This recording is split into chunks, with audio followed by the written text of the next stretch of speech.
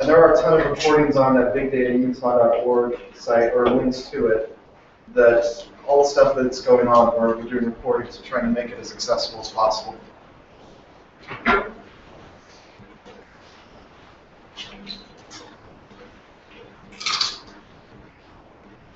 While Pat's doing that, this is hopefully more of a discussion than a presentation, so you guys can interact and talk about this. There isn't a right way to implement big data solutions. Many of you already know that, so I'm not going to spend any time talking about what big data is or isn't. I expect you guys already know that. I'm just going to get right into the details of what we did and walk through basically our findings. Good.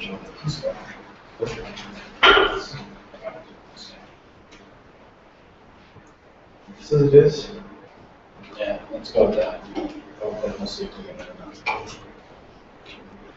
Okay, so here's a proposed agenda. So I'll talk about, I thought it'd be better if we started with what we have today and then back into how we got there. I felt like that was the most, because I want you guys to understand that we really do have a big data platform and what it looks like. And then you guys can ask questions about the details of it that you may be wondering about. I'm going to talk about how we got to the platform that we have today, as well as what I think is necessary to build that type of a platform and some of the lessons learned. It's just a couple slides. This isn't a lengthy discussion, but one that I think you will all walk away from. I'm hoping you'll walk away with energy about trying something, about some know-how of what not to do, as well as a good group here that we can bounce ideas off of as you guys endeavor in this route. How many have a big data solution today in place? One. Okay, good. So I expect you to be participating. What was your name? Neil. Neil, I expect you to participate in this a lot. So it doesn't know anything. It would be better if I didn't. The one thing I thought I'd mention on here is that Omniture, before I was at Allegiance, I've been at Allegiance for 3 years, Omniture had a highly sharded MySQL implementation. Is anybody from Omniture by chance? Very complicated, but it suffered. So they started a project that was called Axel, and Axel actually took on a similar life of a platform like what I'm about to explain to you here. So I have some experience at Omniture as well about building a very proprietary big data solution. For those of you who don't know, Omniture does everything themselves. They refuse to buy anything or use anything that's out of the market. So there's some experience there as well. But I'm going to talk mostly about what we've done at Allegiance. So I'll put this quote in here at the bottom. This is actually from Pat. And he started a presentation. Who was that to? University of Utah. And he had this quote in there, and I thought, that is the craziest way to start a presentation, so I thought I'd throw it in here, because it kind of does make sense. But this is actually what I presented to our business team, to our sales group, of a way to position our platform. So one of the things I wanted you guys to take out of this, one of the findings that I did not expect was our big data platform is being used now as sales fodder against our competition. So it has now become a strategic advantage. For right or wrong, I know we understand that big data is, a lot of it is about hype, but that hype can actually be used to your advantage. So we have a lot of banking customers, and I'm on a lot of calls with them about our platform because they want to know that they trust us to store their customer data in our platform. And many of them will say, do you really have a big data solution, or is this just a lot of information that you're storing? And so I'll go through it, and they're like, well, that's pretty cool. And then I show them some of the stuff we built on top of it, and they say, that's pretty cool. So this can become something that you can position in your company as a strategic advantage in the market. And I did not expect that when we started this. I just had these problems where the product wasn't performing, and so we built this thing, right? And now it's kind of taken on this life of its own. So our big data platform is known as MOC. So you'll hear me refer to that quite a bit. I'm explaining exactly what that is. Yeah. When people are using big data as sales fodder on your side out, have you ever heard of anybody saying, "Oh, don't use Allegiance. They have a big data solution that you can't trust. Oh, no. In fact, what it is now is our competitors are claiming they have a big data solution, and they're actually releasing some anti-material about big data is just a lot of information, right? And they're trying to downplay this big data hype, but I can tell you the pre-sales engagements that we're in, it matters when our sales guys talk about big data. Or right or wrong, and I know it's hyped up, but I just wanted to bring that out to you guys. So I'll send you guys all these slides. I thought this was important because there's a few things in here that I think resonate with all of us. One is segmentation. I think most of us are in markets where we're trying to segment customer or segment data. Big data allows you to do a lot of that in many different levels. And then this is the sophisticated analytics. We have a product that is a real-time data mining product that we patented, and basically, so let's say Valcom here has online feedback about reps that somebody may be working with. Maybe if you just bought some equipment, you're going to get a survey.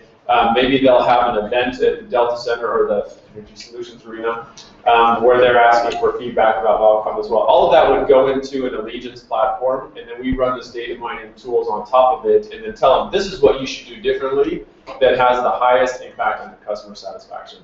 So we have some advanced analytics that are only possible through these tools as well because of the way that we're classifying and breaking down data. And then just this next generation of products, I think you're going to see this at the tail end of the presentation. As you look, whatever your business is, as you look forward into where your market is going, I think you're going to see that it's only really possible to compete and keep up with that market growth with some of these types of technologies. If not, then good on you.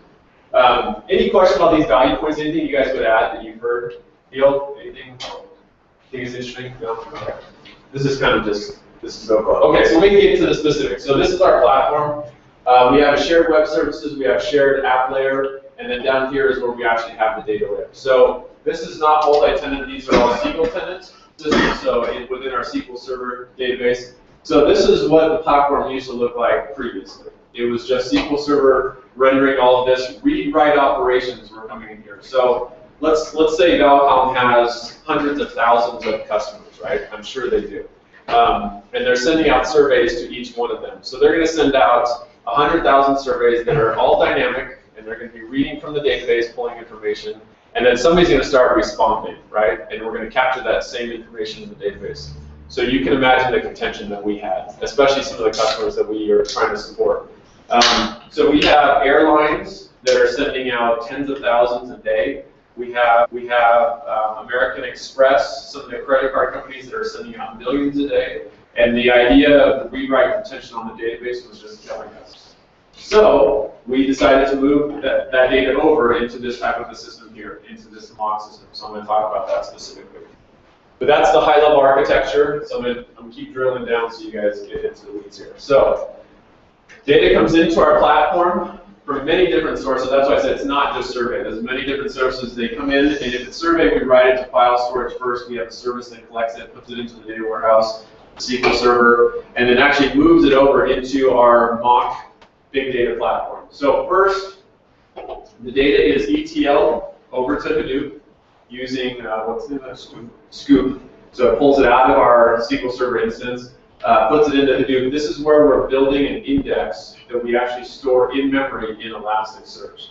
So if you haven't heard of Elasticsearch, it's built on top of the Lucene technologies, which is an open source big data platform. That this is where we render everything from. So we have a WCF API on top of this that all of our app layer pulls from.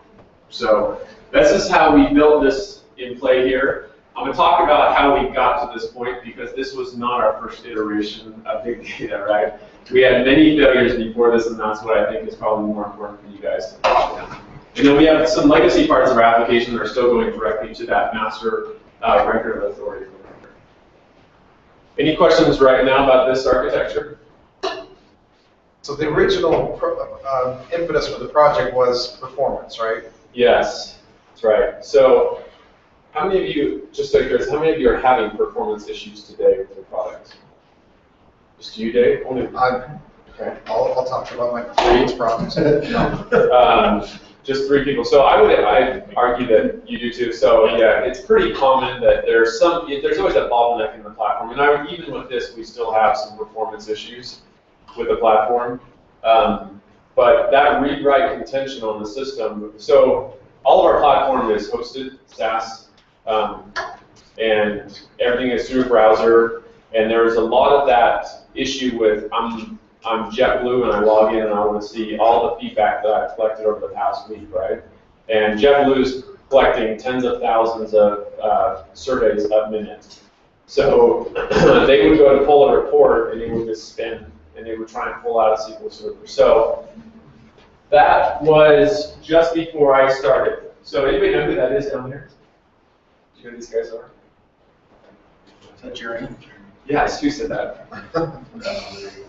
How'd you know that? Honestly, the 4 white guys and the Filipino, I know the story. Good, yeah, so I just put it on there because I really like Germany. Anyway. So before I joined in 2011, my predecessor started going down the road of Microsoft OLAP Cubes. And that was their solution to this big problem they had with JetBlue. There was no big data in place at the point. So Microsoft's OLAP solution is somewhat out of the box. How many of you are on Microsoft technologies today? That's it. Okay. So everybody else over here is open source. Is that right? Cognos. Cognos. How about you? What are you running? Open source. Okay.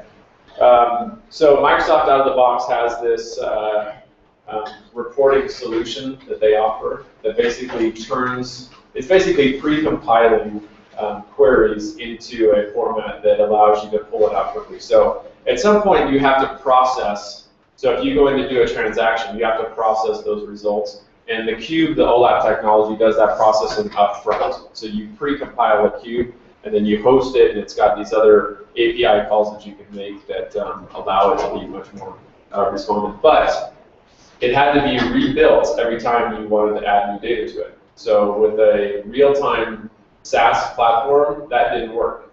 We got to a point where it was kind of comical. We would build their previous day's results, and it started at like 18 hours, and then it took 20 hours, and then it took 24 hours.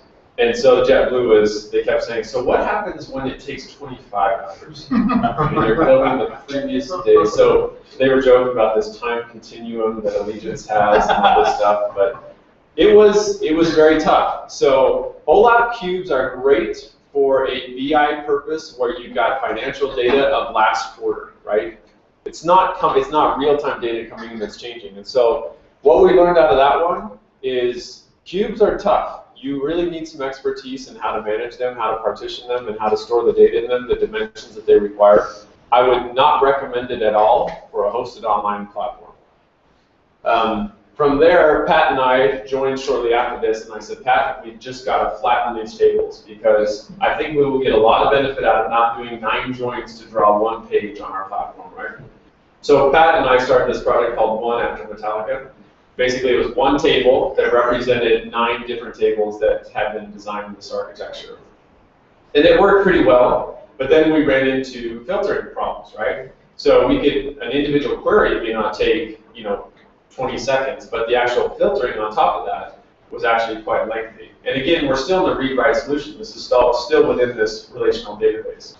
So we moved on past that, and we started this project called Uber, which was started by one of our engineers. And that was the compression of the data in memory and trying to render it that way.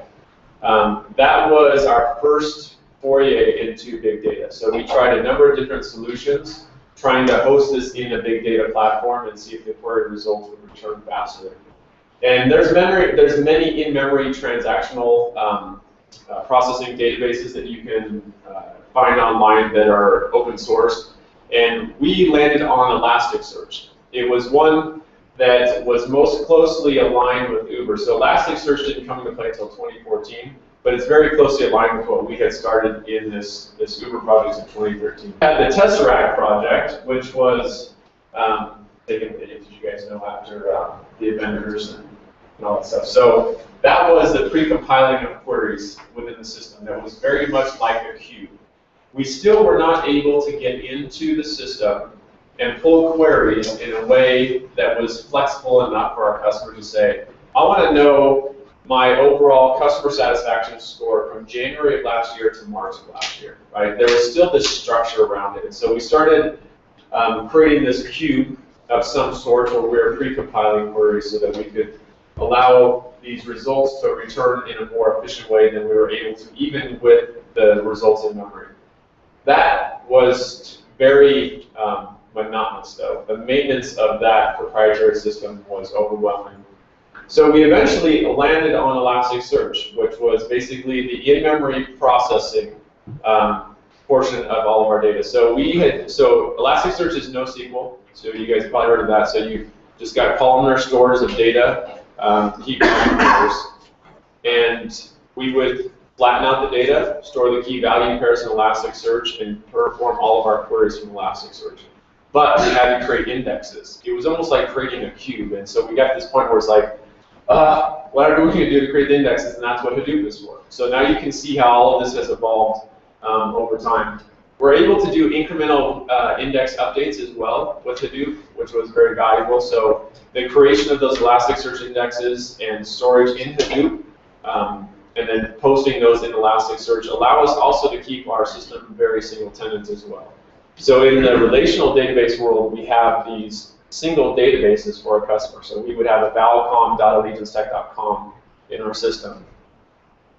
For these types of big data solutions, everything is an index. It's not a database. It's not a table. It's an index that basically logically partitions the data.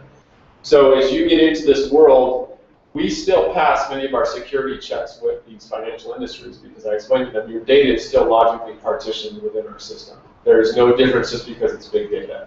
So it doesn't have to be a multi-tenant solution, just as an FYI. Any questions about this? I wanted to mention this is a long journey. So one of the takeaways and key findings that I wanted to share with you guys that Dave wanted me to make sure about it was you just have to start. And you guys will find your way. There isn't a right solution, but as you can tell, we iterated through a number of different projects to get to where we are today. And we feel like even what we have today is only good for 3 years.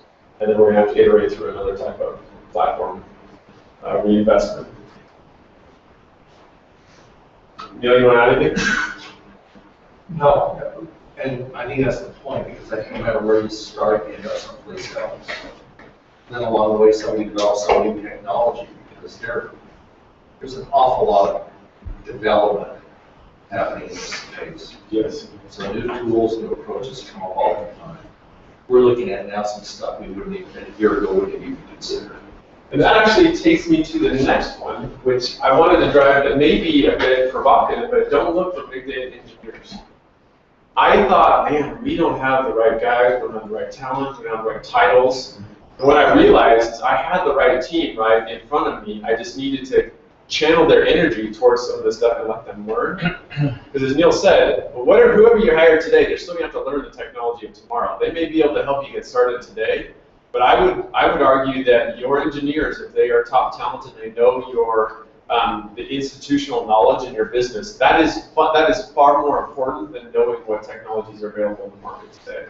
Send them off to a few different boot camps and trainings and let them understand what's going on, and they will figure out the best solution for your business. I got some really smart people that were misusing the technology because they were kind of dogmatic about, we're going to use Hadoop.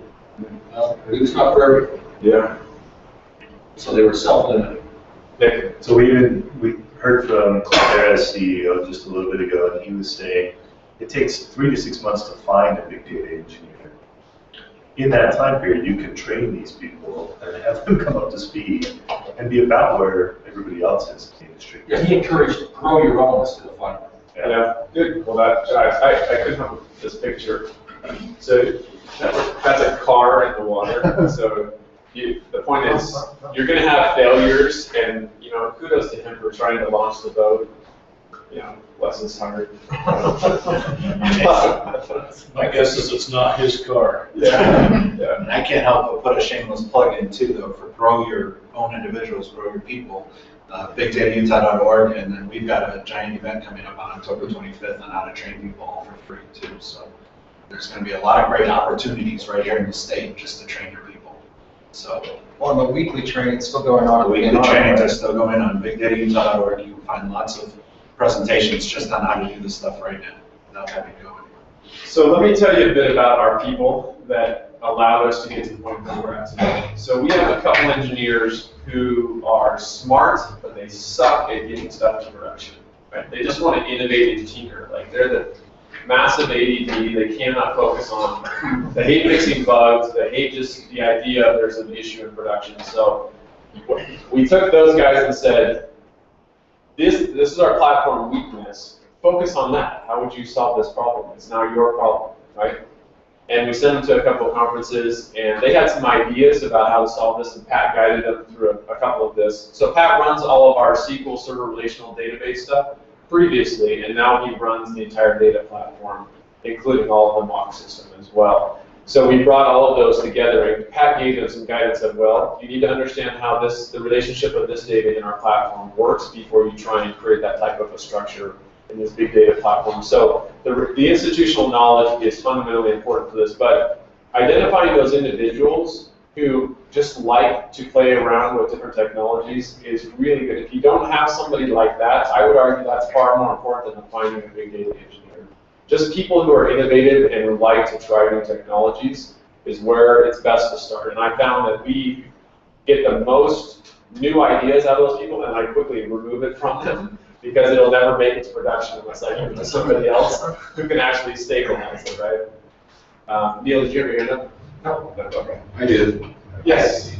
Earlier, you had said this is kind of a longer journey than you thought. It's a 3-year journey.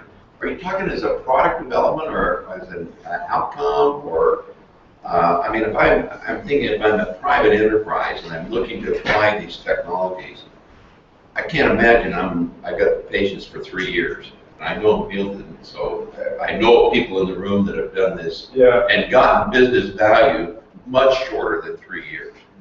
So at Omniture, it was 3 years before we started migrating customers to the new platform. And it was 5 until they finished. I actually left it before. At Allegiance, you can see the timeline, and these are real dates, right? So we had immediate performance problems in 2010, and we started trying to solve those problems then. So if you can do it more quickly, kudos to you. This is what it's taken us, though. Well, if you take it out one Uber and Tesseract, it would only be a 1-year time frame. And that's probably an important thing to mention here that I would like to add. If I had known these things back then, it probably would have been a lot different. I mean, that's what you're coming into right now. The big data technologies that are out there are a lot more advanced and more mature than they were in 2010. Because if you go back to 2010, Yeah. if you knew now, you wouldn't even start with Microsoft. That's right. Right. You know, I mean, that's easily into a big data type solution. right. It could crunch the types of the data that we would find. Yeah. And again, what's available You right could save now? yourself a few years just there. Yeah, and what's available out there right now is completely different. It's so much quicker to get done than where it is now. But I don't want to underestimate the time it takes to refactor a platform. I mean, you're talking about low-level data. It's expensive and it's timely. Just because it's got to be perfect, it's not like a UI that they have a few launches. It's got to be near perfect. So I think the important point is you're signing up for some level of exploration. Yes. And you're going to anticipate that the underlying technology is probably going to change a lot, and will probably always change a lot. No, that's perfect. So let's talk about the process. So that exploration was tough, and I found that the guys that were overloaded, they never had any time to actually do any type of exploration. So you can put the problem in front of people, but if you don't give them the time and the processes around that to actually do that type of investment. So my business had no idea we were doing this stuff. They just knew we had a problem that engineering was trying to solve. I didn't tell them we were venturing down the big data route. I didn't talk to sales. I didn't talk to marketing. I said, we're trying to solve this. And I basically quarantined those guys and let them go. They still had sprint commitments where they were trying to get, they would test a few different platforms or a few different technologies and see if they'd work. They'd have commitments where they'd go back to a conference, write up a report. So there were still deliverables out of this. I don't want you to think it was just basically, they're gone. But it was specific around, I want to see how we're progressing. Like, what are you learning through this journey? And there's a lot of deliverables still that are valuable to you as your team goes through this exploration process. The other one I was going to mention that's fundamentally important is that dedicated systems. So I've been surprised at how many engineers we've recruited who thought that the dev environment that we have to work with and the systems we give them to play with was one of the reasons why they wanted to come to Allegiance, because they felt like not enough places gave them the tools to actually experiment. So don't underestimate the value there. There's many times where we don't set our people up for success and we don't give them the tools or the processes to actually be successful in trying these different things. So I would even argue, go to the point where you say, I'm going to overspend in my dev environment or my, whatever you want to call it, whatever environment, as compared to production. So, yeah, this one's pretty straightforward. Keep going. Lastly is the product. This didn't draw very well, but you have to confront the hard facts of where the weaknesses of the platform are and make sure that everybody knows about them. So we had a couple customers that were stressing our system, and I made sure that everybody on the team knew that these are the issues we're having, from the filter performance to the individual query performance, and actually down to system operations. Some of our SANs did not scale and perform at the speed that we had. So I put them all in the room and said, okay, so what's the solution, right? So are we just keep throwing disks at this problem? Are we going to yell at the database guys because they're the default blank for everything? Or are we going to actually address the problems at the application layer?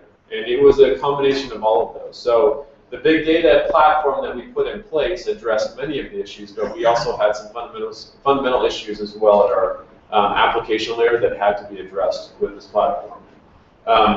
So performance scalability. Scalability is another one that I think many of us have struggled. So our businesses are always going to grow. We always have lofty goals.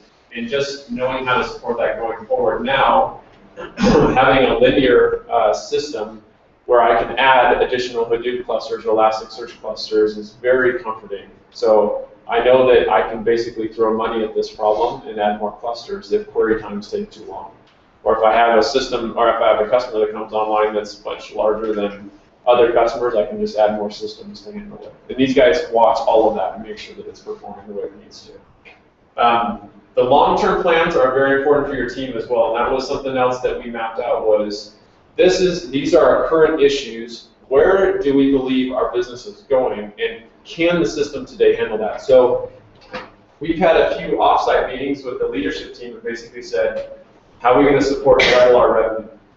And it's amazing some of the things that come out of that. And a lot of it was, well, we have scale problems here and scale problems there. And the big data solutions that we put in place were meant to address some of those scalability issues. So if you look at our platform today, we still have issues around the SQL Server. Right? It's still that master authority record, and it needs to scale out, whether we shard the data or whatnot, or even move that into some other tools we've been looking at that we may venture down this way. Knowing where the platform will break down in the future, if you would say hypothetically we're going to double our revenue, is a good way to challenge your employees or your people to say what's going to happen. If we have double the number of customers, double the number of transactions, double the number of revenue, anything like that. And then start small and simple. I cannot stress that enough. If you don't have anything today, just go to one of your most creative guys, innovative guys, and say, I want you to stand up and do cluster. Let me know when you're done. Right, and see how that goes. And all of a sudden, I'll be like, holy cow, that actually wasn't too bad. And okay, well, let's start putting some data in there. What can you do with it now? Right, and then send them off to training. You just start small, and I promise you, it will go faster than you expect.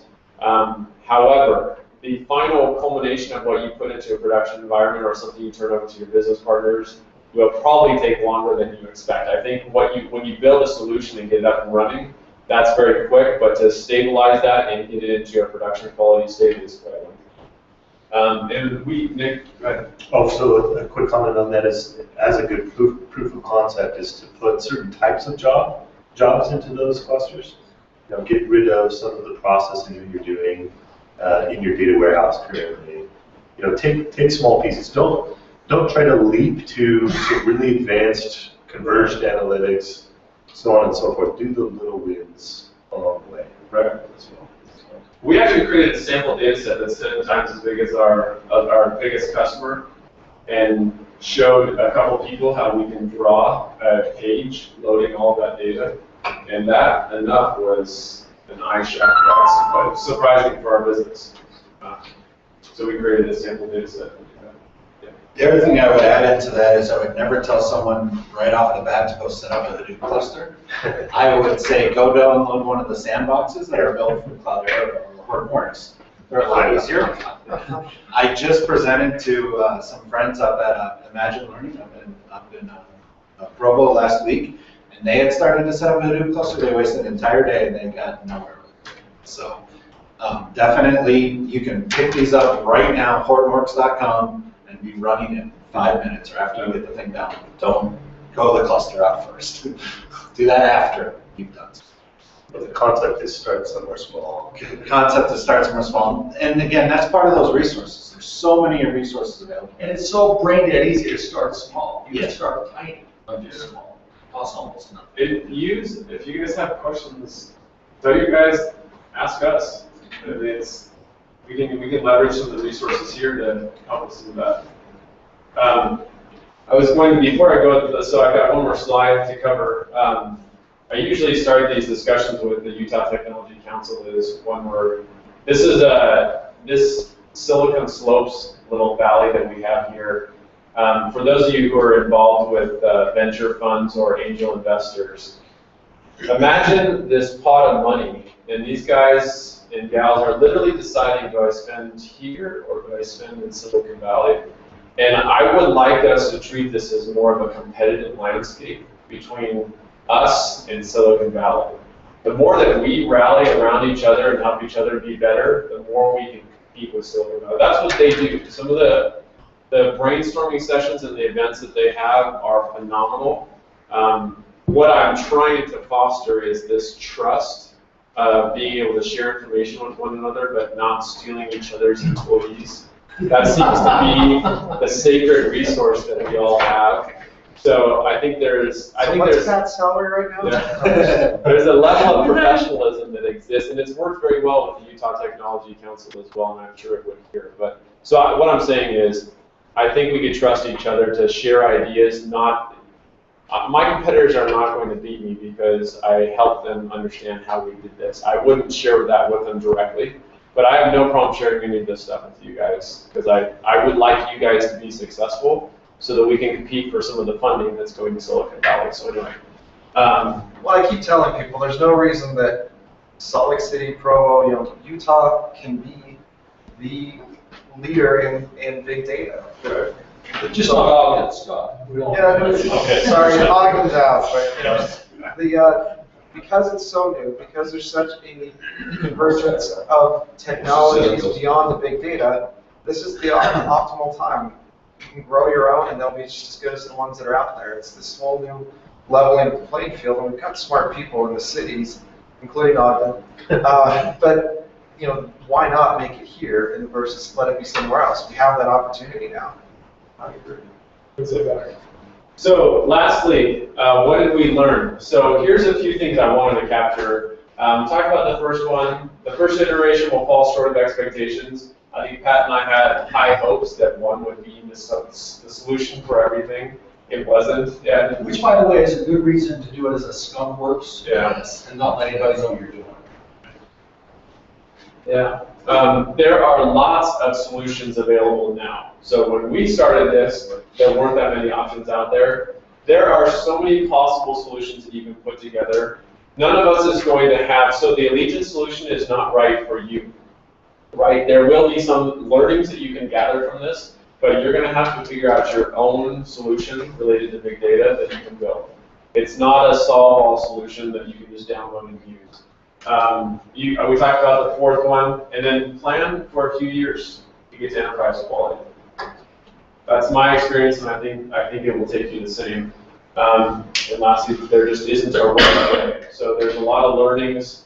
I can share with you what we've done, but I can't tell you that this is the way that you need to go through your business. Cloudera is actually one of our customers. They use our product, and we had a few discussions with their, I don't know if he's the VP of product management or product development, something like that. Basically, it was like an insider opportunity for us to ask him a few questions. And this is one thing he said is, Cloudera has a number of solutions, and then one of the things that they struggle with, and they're investing a lot in services, is the Cloudera Hadoop solution is only as good as it is implemented.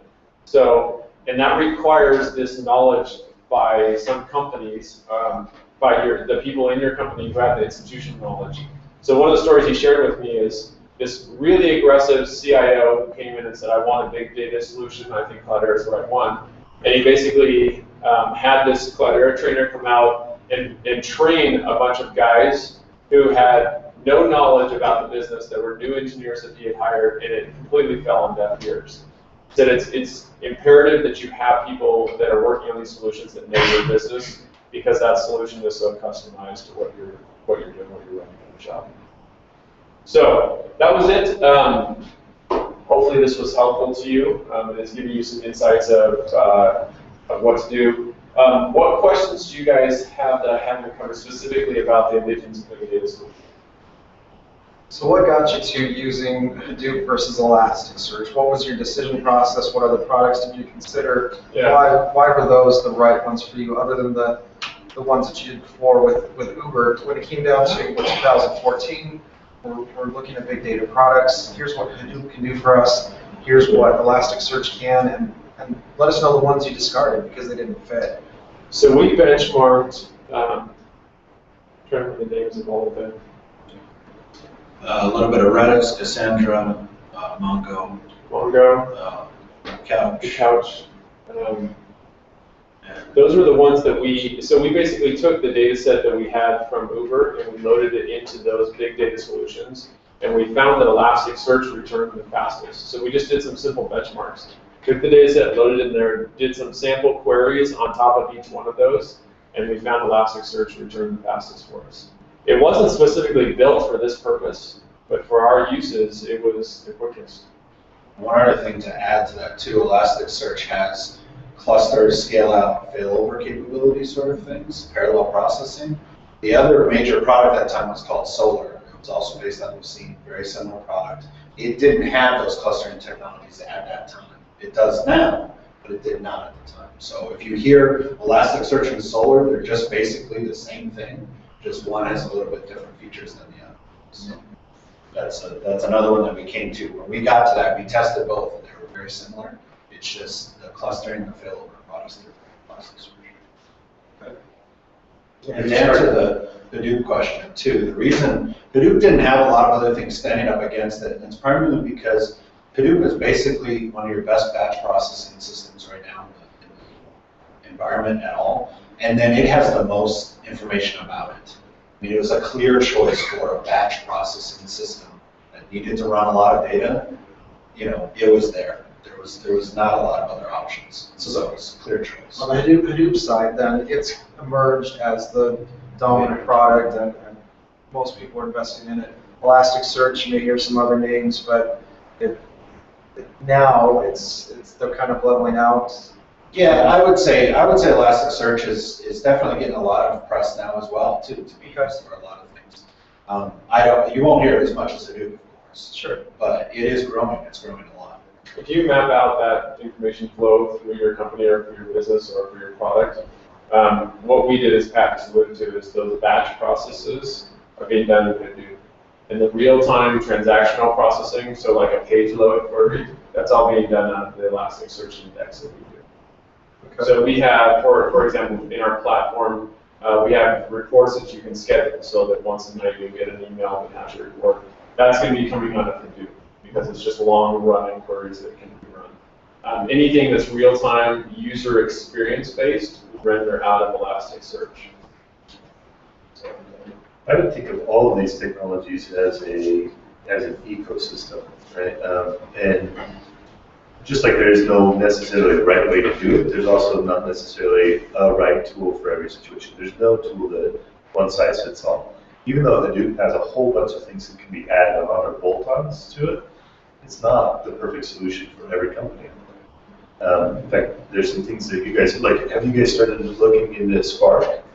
So there's some other things like when you're doing in-memory that might become a lot faster. And, I mean, it's always changing. There's no reason to become dogmatic about a tool in the big data space.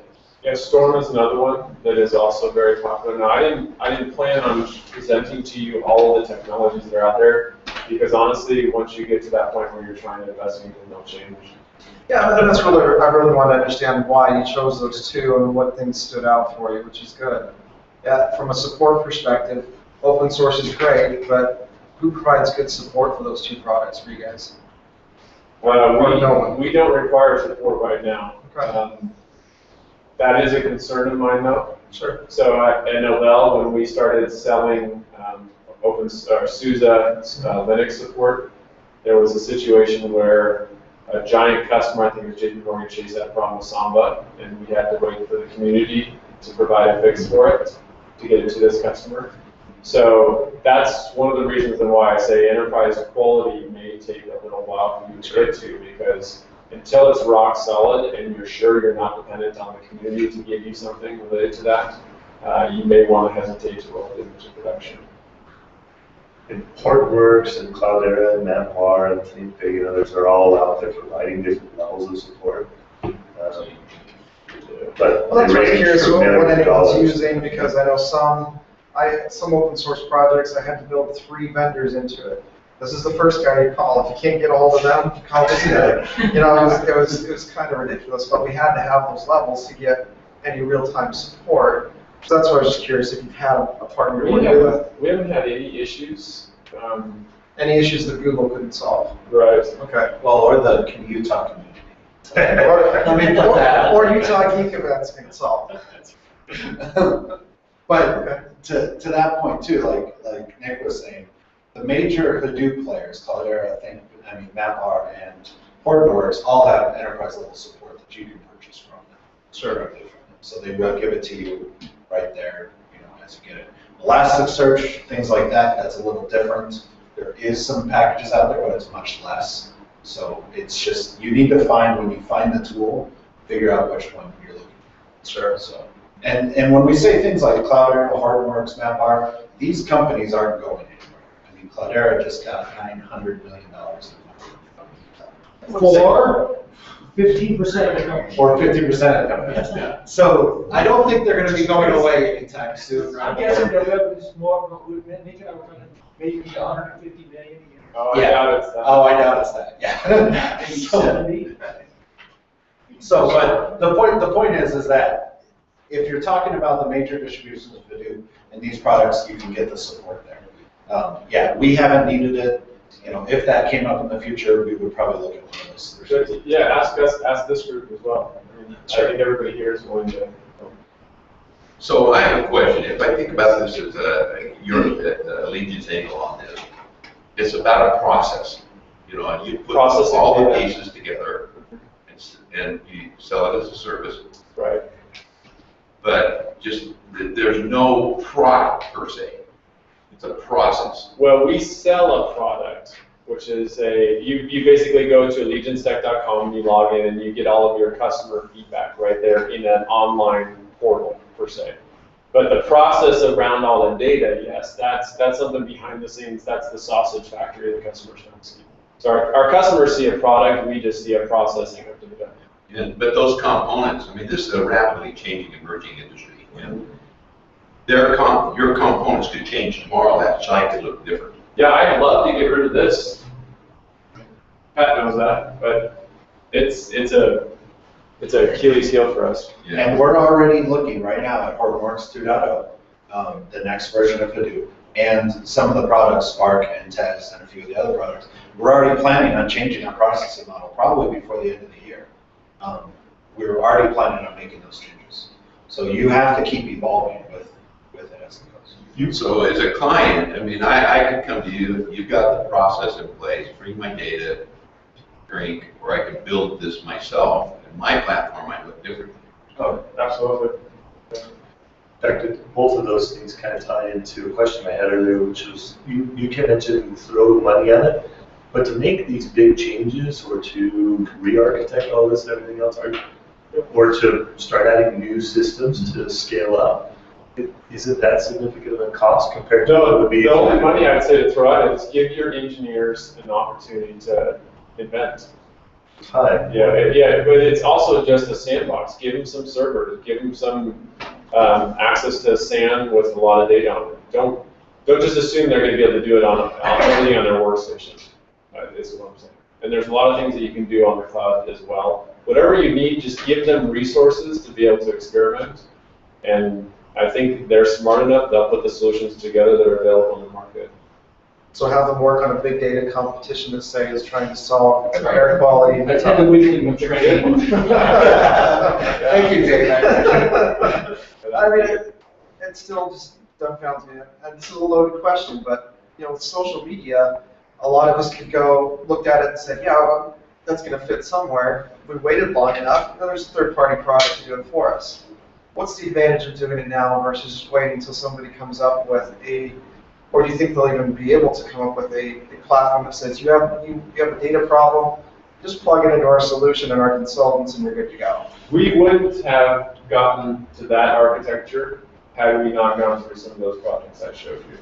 So if you don't start now, I still don't think you're going to know exactly what you're going to do once those tools are available. Another thing, are you feeling any pain or spending any money right now? Might be nice to stop both of those now rather than later. Well, back to what we all see is the evolving technology. Yes, they're going to be better and better tools, but nobody can tell you about your business. Nobody can give you your institutional knowledge. Yeah. And if you build it now, you're the 1 or 2 in 10. If you build it later, I keep saying, you'll be using it to figure out where your customers went, not how to get more. Did you get any data analytics insights from what you did, or was it more focused on just the process side of it? Were you able to identify quantifying value for the company? Yeah, so talk about that as well. So the value for our company was really around the investment in hardware as well as the time that it took to draw some of these reports. So there was the impact in time, and then there was the real cost of our systems. So today, the boxes that we add down here, those are not high-end. They're not high-end boxes. We can add quite a few of them because they're designed to fail. Any of those boxes can go out. That SQL Server box, he's my most expensive resource with that SQL Server because of how much it costs for the licensing and everything else. So that's another reason why I'd like to get rid of it. But to scale out that environment, it's much more economical. It's a fraction of what this is. And then the query times aren't even comparable. So for example, we have a data set that has 30 million respondents, so that's an individual date responding to a outcome, either whether it's online or a transactional survey, which equates to billion. No, it's total rows for 30 million respondents, or somewhere around 50 or 55 billion. So that, if you were to do a lookup on that data set out of our relational database, you'd be lucky if it returned within a minute.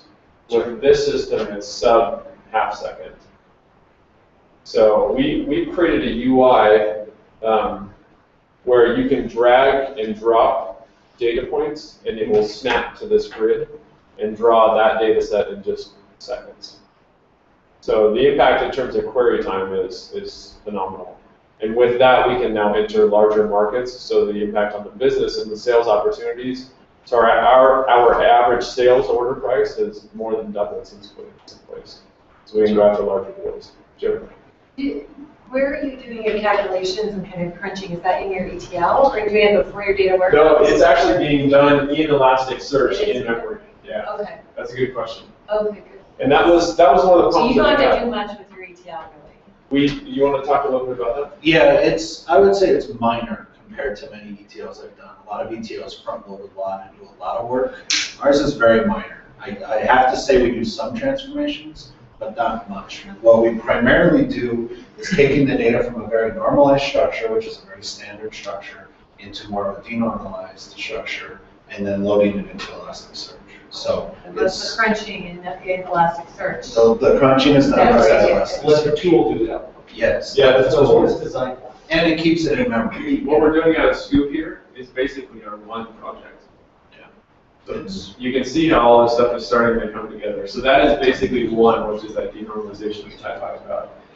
But we had to have this flexible system here that didn't have the cube predefined or pre-compiled queries, because we allow our customers to look at many different angles in their data. We also, so Valcom adds an item to their data set that says customer tenure, right? Maybe it's 1 to 2 years, 2 to 5 years, 5 to 7. That would have to be a new dimension that you pre-compile in the cube. With this system here, it just trickles through, and now you can also filter and create segments based off that. So do you have analytics that are in Hadoop itself, like when you do batch processing? Is there similar analytics to what you provide real time? As in how long it takes to process? Well, like if you're doing summaries or statistics. In other words, we don't do those inside Hadoop at all. Okay. All of that is done inside Elasticsearch. Okay. Hadoop is our transformation layer essentially for that process. And I mentioned that's where we are going to be running all of our batch jobs. So all the scheduled reporting or all the offline reporting where you're waiting for something to happen. We do a lot of custom fields, so you can say, if somebody responded to this question and this question, put them together, average them, and do whatever to it, and then store that as a separate field. We'll be moving all of that into Hadoop as the long-running batch parts of our system. So the way this is evolving, this is our right part of our system, where we are bringing all the data into it. This is the batch processing, so any long-running queries, and this is the real-time processing that supports the web interface that does all this reports over here. I know with Google, they'll create a bunch of indexes, and then when they return results to you, it's really based off of indexes they've already created, right? Are you guys creating a lot of those indexes, putting them into Elasticsearch so they're already available? We have an index per customer, which has all of their data that is put into a key value pair column. So no, we don't have to do any of that up front. Everything is put into those indexes after they're created from Hadoop. So now, were you able to develop any new insights into either your customers or your customers as well by pulling the data together in a less structured format? Were you able to give marketing better information on finance and actually give them better information versus being able to do it a lot quicker and scale better? Was there any insights you're able to get from using a big data product like this? Well, the Spotlight tool I mentioned, it runs from this big data platform, and that wouldn't be possible without it. It would So it was just a whole take new forever. product then? Yeah, so Spotlight, we almost won the innovation awards. It's basically, so if you have a JetBlue data set, it would go through hundreds of thousands of trillions of combinations of the data in just a couple seconds using this type of a platform. And that wouldn't be possible with any other system. Okay. So that data mining, the artificial intelligence, predictive analytics, all of that type of stuff is possible through these systems because of what they're able to do. And with the, back to this graph here, so if I submit a query and if it takes too long to actually return the results, I just add more boxes here. Sure. So my team has thresholds that they're watching to make sure we don't exceed this. If our ETL process takes too long because we have a customer who loaded a whole bunch of data, then we'll add another Hadoop box. So we're trying to keep the ETL within half an hour-ish, so they can just add more Hadoop boxes if that happens. If we add new products that require advanced analytics and we need to spread out those indexes that are stored in Elasticsearch, we can also do that as well. Very good. Any other questions you guys have? Any questions specific to your business that you guys may want to ask here? Yeah. Does anyone use this stuff for security logs, the massive amounts of data we get on all of our? Yeah, there's actually, we haven't used that ourselves, but I can tell you about a lot of products that do Logstash and do all have and Logflume, all have products to pull those sort of logs directly into them and then analyze based off of them. So the basically can. We use it for our application. Yeah. It's not security, it's application. But Splunk is a tool that does pretty well at it. They've incorporated a lot of the architectures now, but it's just like you want. It's free form. You can go and look for patterns. You can look for, it's just dumping it all in there. And the tools are not that expensive because of these technologies. There's quite a few of them out there. So we haven't done it ourselves just because the tools we use are so easy and cheap. You basically put an agent on your boxes and it just pushes all your log files over to, if you're using a cluster like this, it'll send it to that cluster, or else if you send it to your partner or vendor, they do it also. We're not doing it internally, but I know our vendors that we're using are too. There's a lot of good methods to do that. As a matter of fact, one of the biggest reasons or use cases for Hadoop originally was that situation. Yeah. But that's why I brought up that tool. It's literally you tell where the logs are, and it will go grab them, and you just have your interface after that, and you're done. Good. What other questions do you have? I don't know if this would be a good question for you or not, but what would you do if you were in a similar situation to all this, but you're not getting the data coming to you? You need to find a way to go get the data. I would just add a processing agent on the front over here. So one of those are just pieces of input into the system. I just have a processing agent or a bot that would be pulling the data in. So that's kind of what we talked about. If you had an agent you installed on your production system that was pushing this data into this type of a platform, it would do the same type of process. So if you wanted to pull external data, are you or anyone else aware of, say, an open source data source? I mean, that's some place that you could go and get beyond census data. Are there other pieces of information that have been collected on the open source community? Or There's a couple different things. I mean, it depends on the data.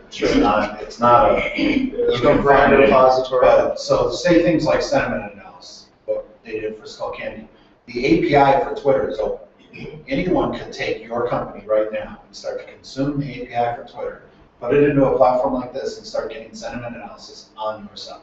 And as a matter of fact, from our last competition, there's actually an open source project out there that has a server that will do it for you. So there's literally, that's completely open source to pull that down, and then you could work on analyzing. So, but other data sets, the government ones that we're finding and stuff like that, there's open sites all over the place. It just depends on what you're looking for. Sure. No one's made an open source grand repository of here's where to go get all of your stuff. And you really couldn't, because we don't have one uniform way of pushing data out at this point. So it would never happen. But what we found in the air quality thing is that there's a lot of data out there. You may just have to write certain things to do it. And we're quickly finding, though, the scripts to write these things, to get it, is very small in that way. It can be really done easily. So. The civic data site we're using is trying to do something kind of similar, or there are Git repositories that try to do something similar, but again, it depends on what you're looking for. Yeah, sure. It depends on what's needed out there. But in this, you didn't need any additional data. You were just trying to deal with what you had anyway, right? Yeah, we have plenty of data. Yeah.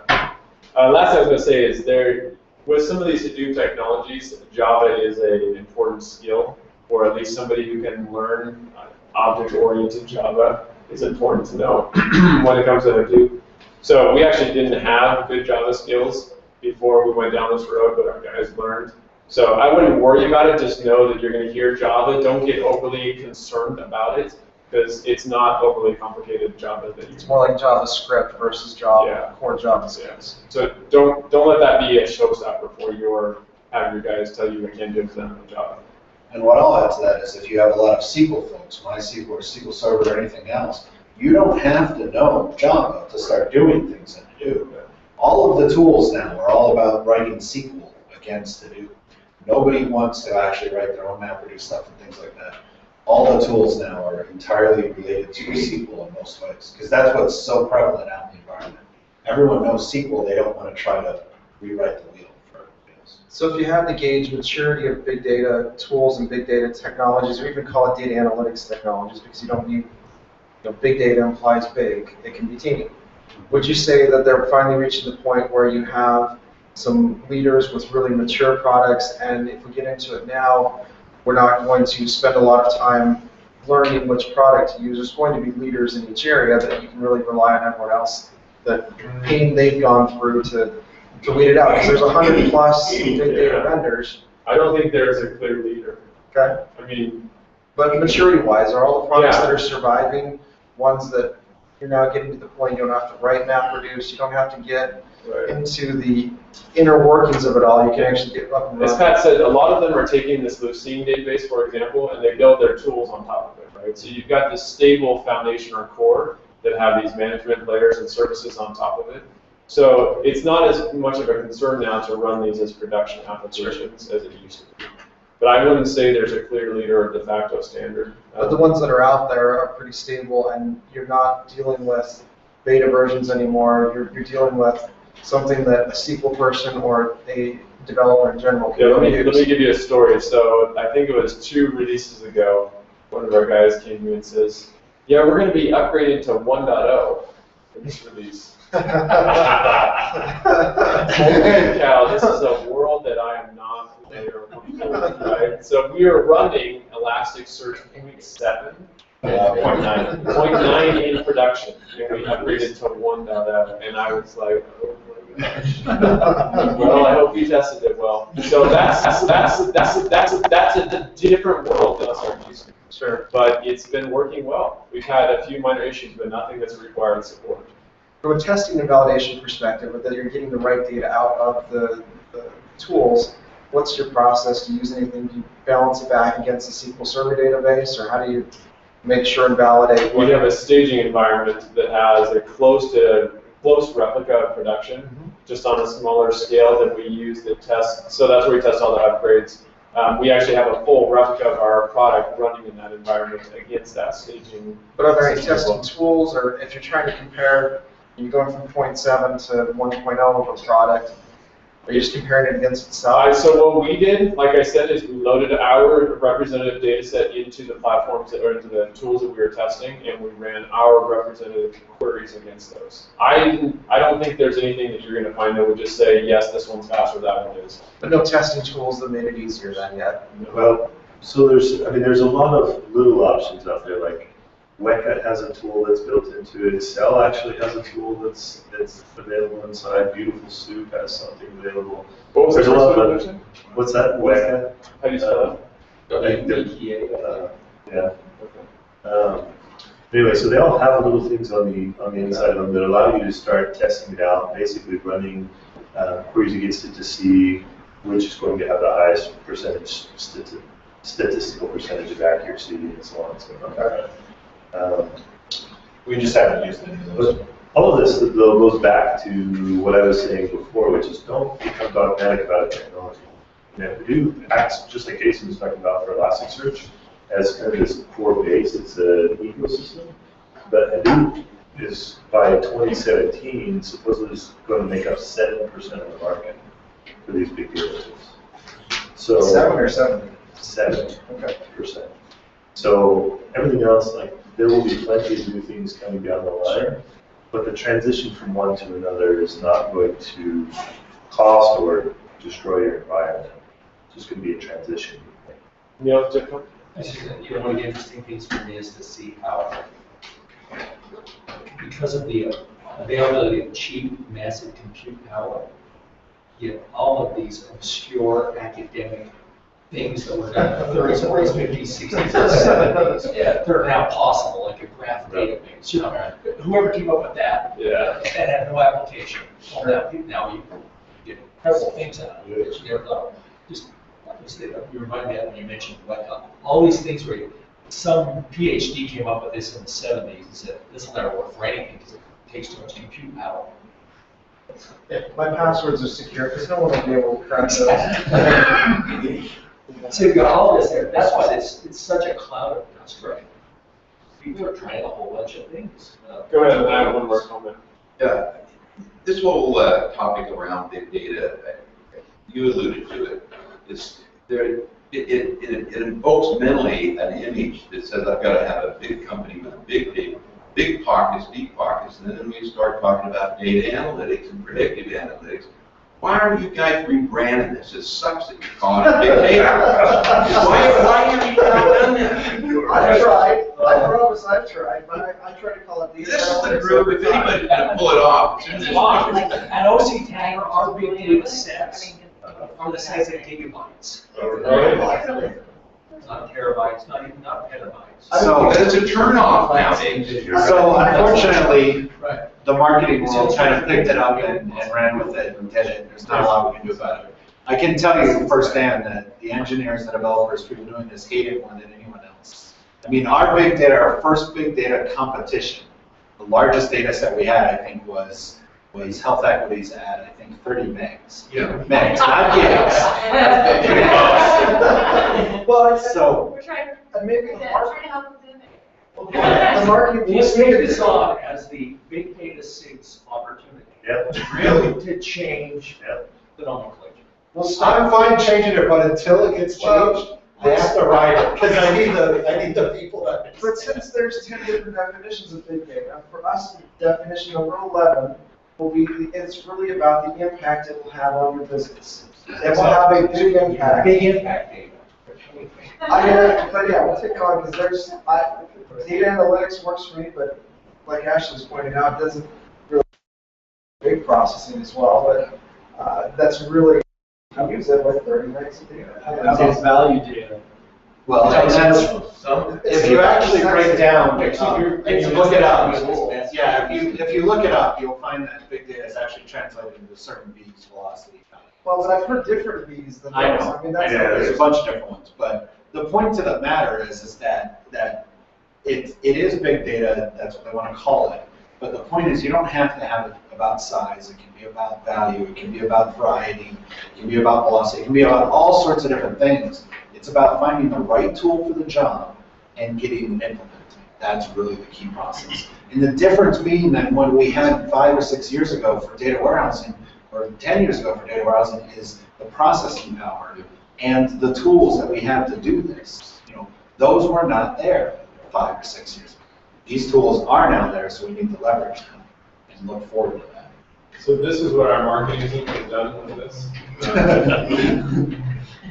I'm surprised I didn't use your quote about Teams X though. Yeah. The last thing I was going to add is there are companies like SAP and EMC which have solutions now. SAP's is called HANA, and EMC's is called Greenplum. They're also both our customer, and they are And they're basically really dirt cheap.